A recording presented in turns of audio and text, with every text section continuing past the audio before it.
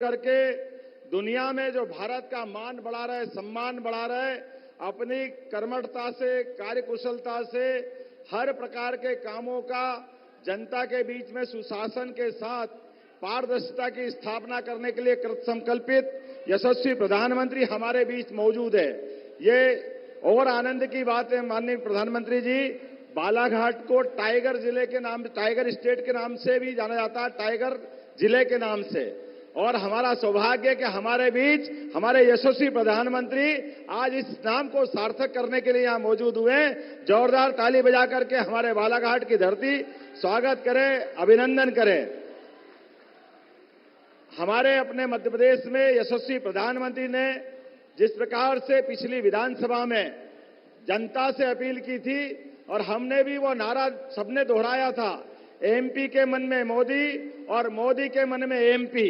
मुझे इस बात की प्रसन्नता है, जनता ने इतना जबरदस्त प्रतिसाद दिया कि 163 सीटों के साथ प्रचंड बहुमत की सरकार मध्य प्रदेश के अंदर दी थी। हम अभिनंदन करें अपनी इस पुरानी सरकार के गठन के समय माननीय मोदी जी के योगदान का। मैं दो छोटी छोटी बात करते हुए अपनी बात पूरी करूंगा। हमारे बीच में इसी बालाघाट की धरती पर नया आयुर्वेदिक मेडिकल कॉलेज देने का प्रयास हमने किया है।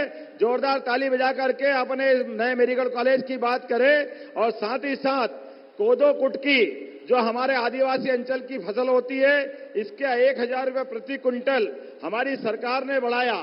साथ ही साथ हमारे सबकी जानकारी में है, गेहूं के लिए 125 रुपये का बोनस और धान के लिए भी आगामी बजट के समय हमने जो संकल्प पत्र लिया है उस संकल्प पत्र को हम पूरा करेंगे, क्योंकि ये मोदी की गारंटी है, जो बात कही जाती है वो सब पूरी की जाती है। जोरदार तालियां बजाएं, एक बार हम सब मिलकर के यशस्वी प्रधानमंत्री जी का अभिनंदन करें, वंदन करें। बहुत बहुत धन्यवाद। भारत माता की जय। वाल्मीकि के दिव्य श्लोक हैं, तुलसी की चौपाई है, महावीर से व्रतधारी नानक के अनुयायी हैं, सत्यशील में बुद्ध के जैसे सहज सनातन सेवक सच्चे, विश्व क्षितिज में मोदी जी नव भारत की अरुणाई है। पूरे सम्मान के साथ मैं आमंत्रित करती हूं आदरणीय प्रधानमंत्री नरेंद्र मोदी जी का। सभी लोग खड़े होकर दोनों तालियों के साथ मोदी।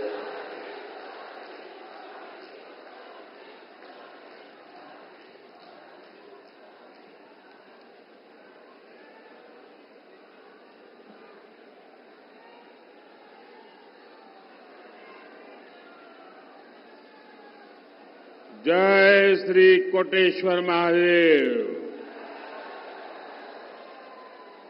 जय मां कालीपाट। जय मां गढ़कालिका।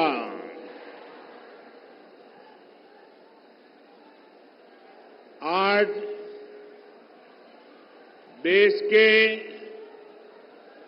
विभिन्न हिस्सों में नववर्ष मनाया जाता है। आज नवरात्रि का भी आरंभ हुआ है। मैं आप सभी को नववर्ष की और नवरात्रि की अनेक अनेक शुभकामनाएं देता हूं। बालाघाट की धरती भारत की नारी शक्ति के पराक्रम की साक्षी है। मैं वीरांगना रानी दुर्गावती और रानी अवंतीबाई की इस धरती को प्रणाम करता हूं।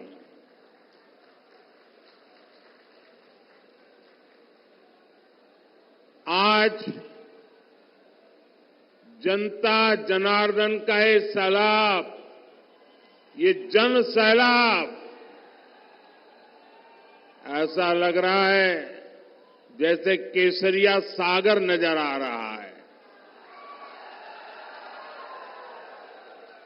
और इतनी बड़ी तादाद में माताओं बहनों का स्नेह, उनके आशीर्वाद, ये साफ साफ दिखा रहा है कि 4 जून को मध्य प्रदेश में क्या परिणाम आने वाले हैं।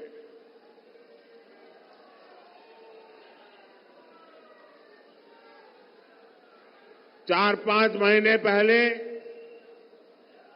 विधानसभा चुनाव में ही यहां आप सब लोगों ने मिलकर के कांग्रेस को पूरी तरह साफ कर दिया।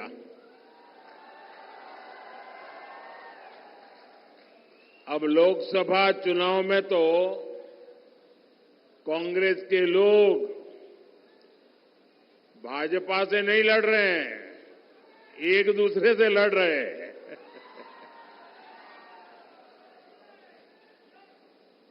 और इसलिए एमपी के कोने कोने से आवाज आ रही है, फिर एक बार, फिर एक बार,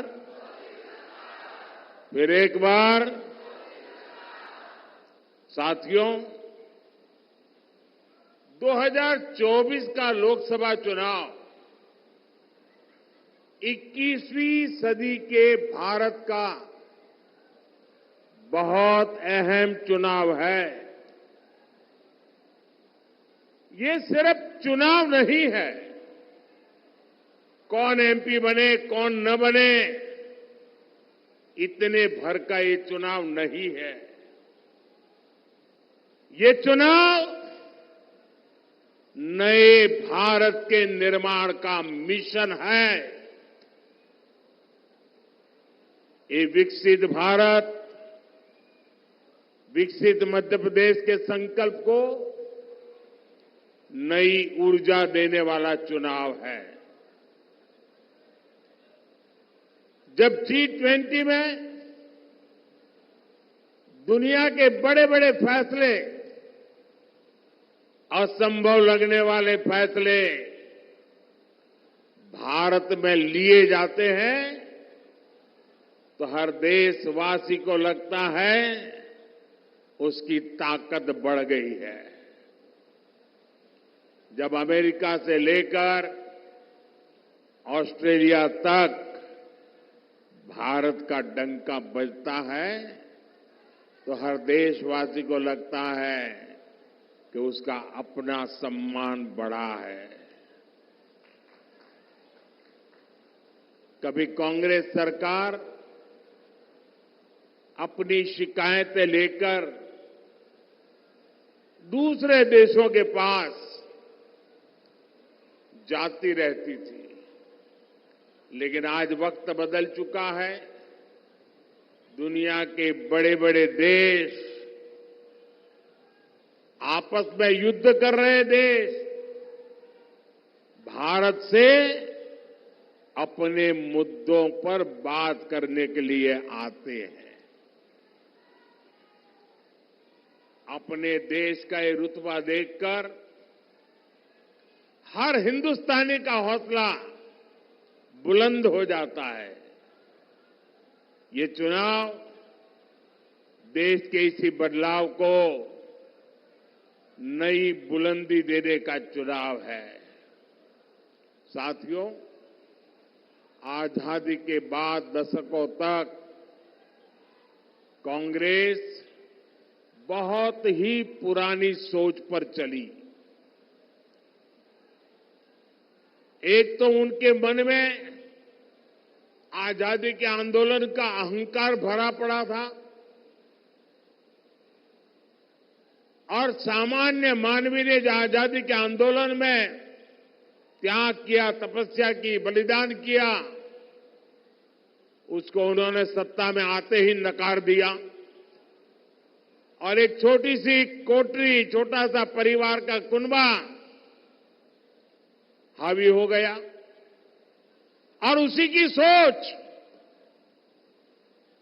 देश को पिछड़ेपन की तरफ धकेलती गई। कांग्रेस सोचती थी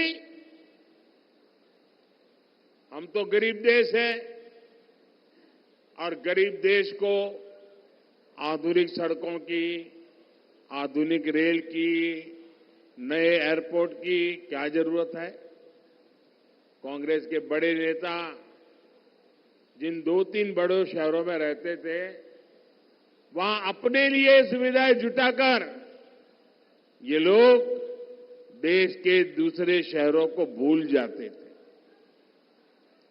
सबका साथ, सबका विकास के मंत्र पर चल रही बीजेपी सरकार देश के हर शहर को, देश के हर गांव को प्राथमिकता दे रही है। हमारी सरकार देश में आधुनिक इंफ्रास्ट्रक्चर पर लाखों करोड़ रुपए खर्च कर रही है। आधुनिक सुविधाओं पर इतना पैसा देश की किसी सरकार ने आज तक खर्च नहीं किया है।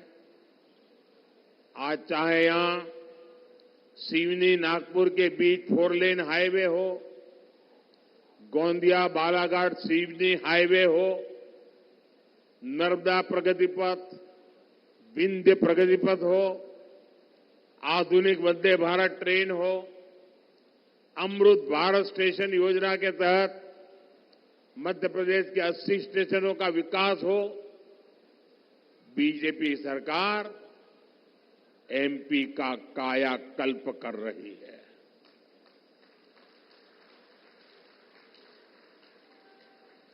बालाघाट से गोंडिया वाली जिस ब्रॉडगेज रेलवे लाइन की नींव करीब 30 साल पहले रखी गई थी, उसे भी ये मोदी ने आकर के पूरा किया।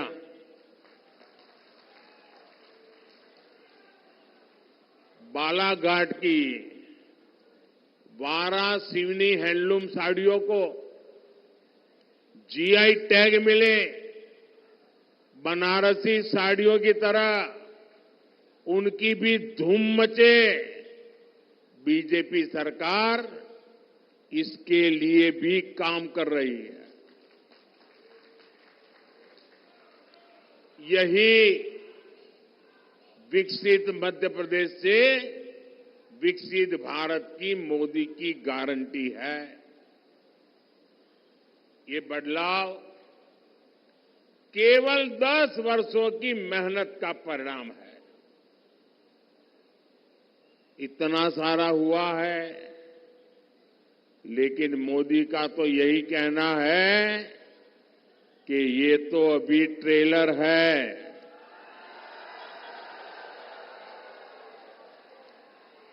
अभी तो बहुत कुछ करना है, देश को बहुत आगे लेकर जाना है।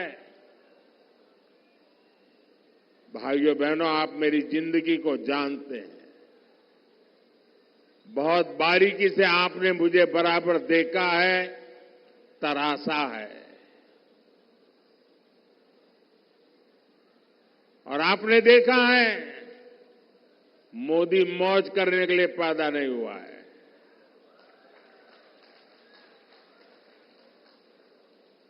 मोदी मेहनत करता है क्योंकि उसके लक्ष्य बहुत बड़े हैं, देश के लिए है, आपके लिए है, आपके बच्चों के उज्जवल भविष्य के लिए है। और ये मेहनत इसलिए कर रहा हूं। जब इतना सारा काम हुआ तो लोग कहते हैं मोदी जी आप उसको ट्रेलर क्यों कहते हैं, इतना सारा कर लिया। अब मैं गांव की भाषा में अगर समझाना है तो मैं यही कहता हूं कि आपने देखा होगा गांव में दिवाली के दिनों में बड़ा रॉकेट छोड़ना है, बहुत ऊंचे जाने वाला रॉकेट छोड़ना है, तो बच्चे क्या करते हैं, पहले वो फुलझड़ी होती है ना, उसको जलाते हैं, फिर दूर से फुलझड़ी से उस रॉकेट को अग्नि देते हैं और फिर रॉकेट उड़ता है। होता है ना ऐसा होता है ना। अब फुलझड़ी देख करके भी लगता तो है वाह वाह बहुत बढ़िया पटाखे फूट रहे हैं, लेकिन उसका लक्ष्य तो उस रॉकेट को ऊपर ले जाना होता है। वैसे ही मोदी ने अब तक जो काम किया है ना, वो तो फुलझड़ी है, फुलझड़ी। अभी तो विकास का रॉकेट और ऊंचे ले जाना है।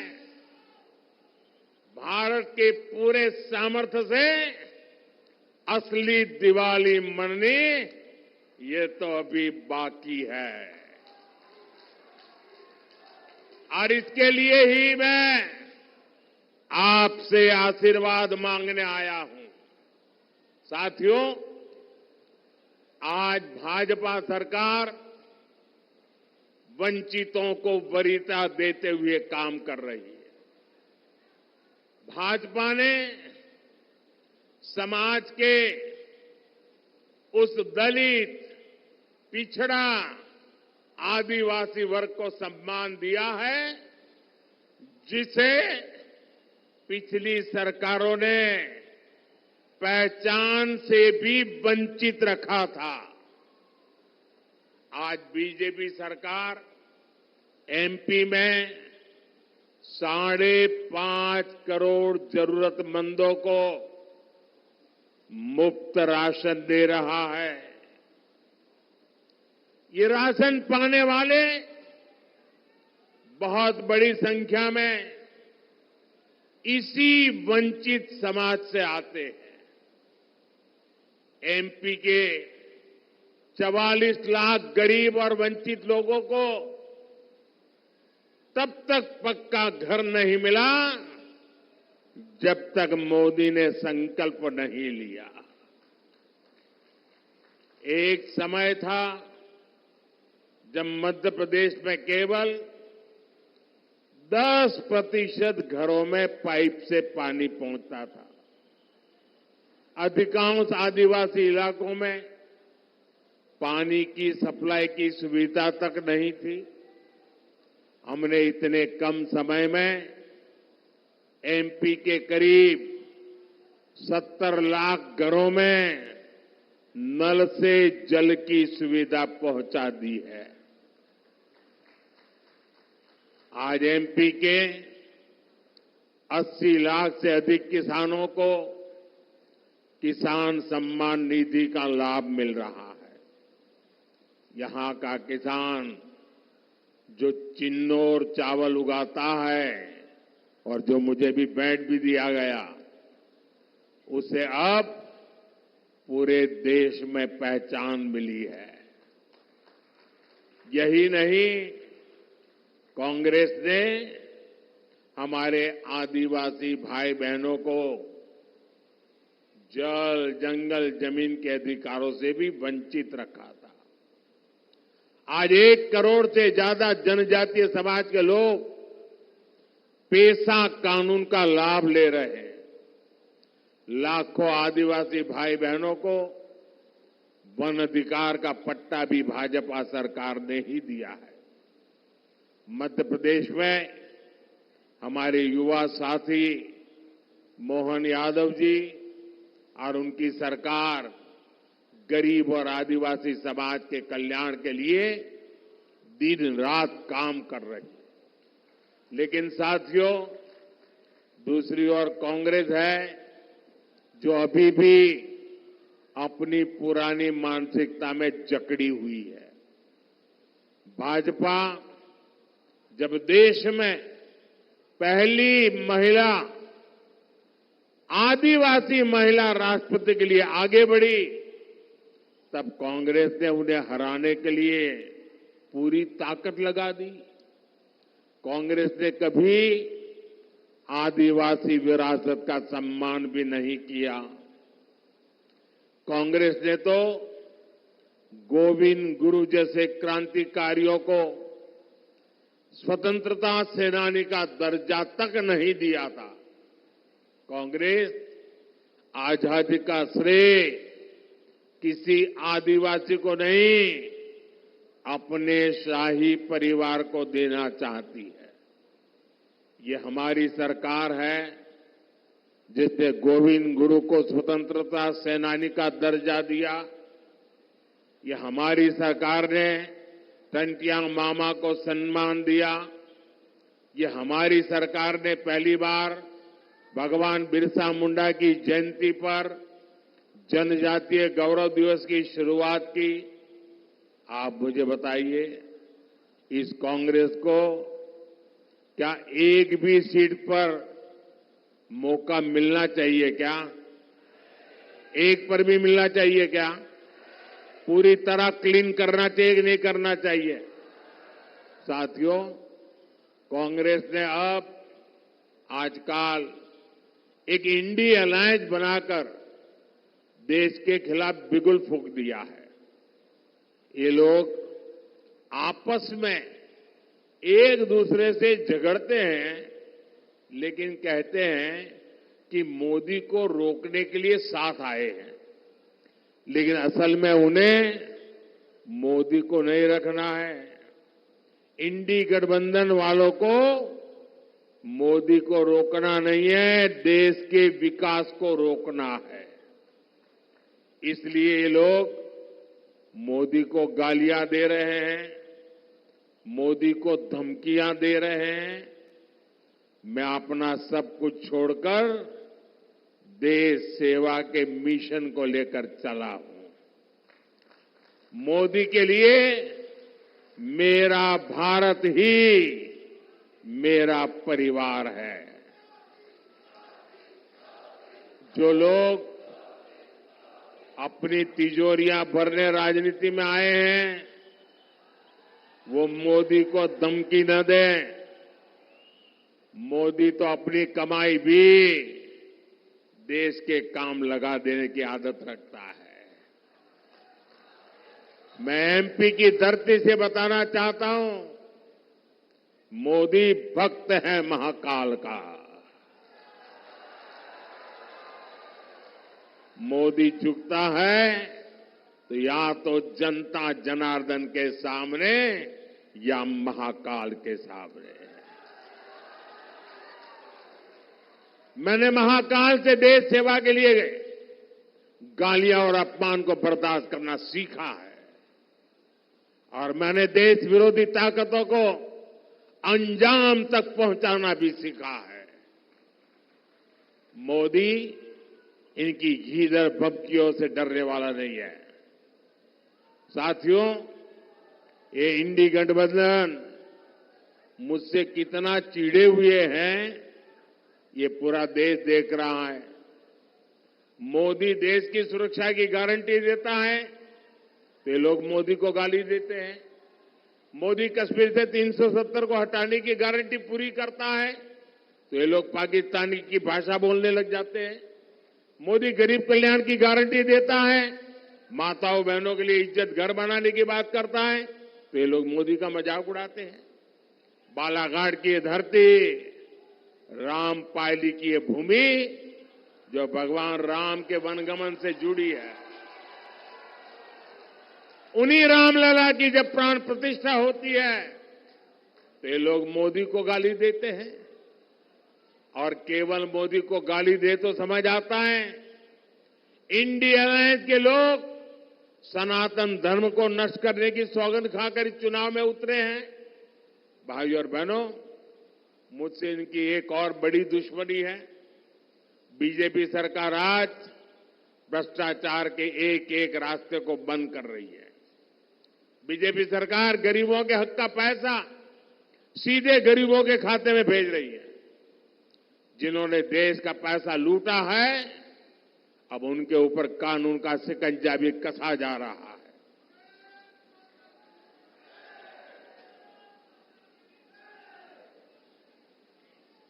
परिवारवादी पार्टियों के नेताओं के पास से खुलेआम सैकड़ों करोड़ रुपए बरामद हो रहे हैं। नोट गिनने वाली मशीनें थक जाती है, बिगड़ जाती है, खराब हो जाती है, लेकिन कांग्रेस पार्टी और इंडी गठबंधन के लोग बिना किसी शर्म के खुलेआम भ्रष्टाचारियों पर कार्रवाई रोकने के लिए रैलियां कर रहे हैं। मैं कहता हूं, भ्रष्टाचार हटाओ। वो कहते हैं भ्रष्टाचारी बचाओ। इंडिया अलायंस में इकट्ठा हुए इन लोगों की मुझसे यही दुश्मनी है। लेकिन मैं आपको गारंटी देता हूं, भ्रष्टाचार का पैसा जिस जिस तिजोरी में गया है उसे मैं बाहर निकाल के रहूंगा।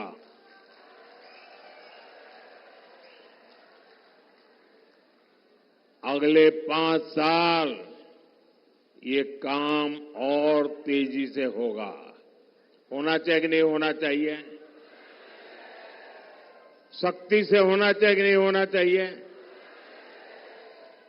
साथियों, तीसरे कार्यकाल में देश बड़े और ऐतिहासिक फैसले ले सके, इसलिए मुझे आपका भरपूर आशीर्वाद चाहिए।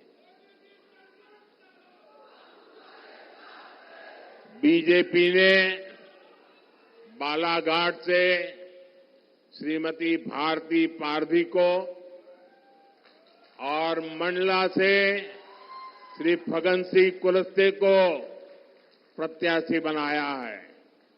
इन्हें आप रिकॉर्ड मतों से विजयी बना करके भेजेंगे तो मोदी को मजबूती मिलेगी।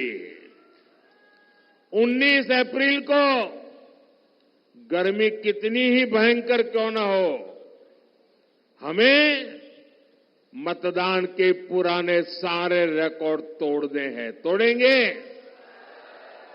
इस बार हमने हर पोलिंग बूथ जीतना है। जीतोगे?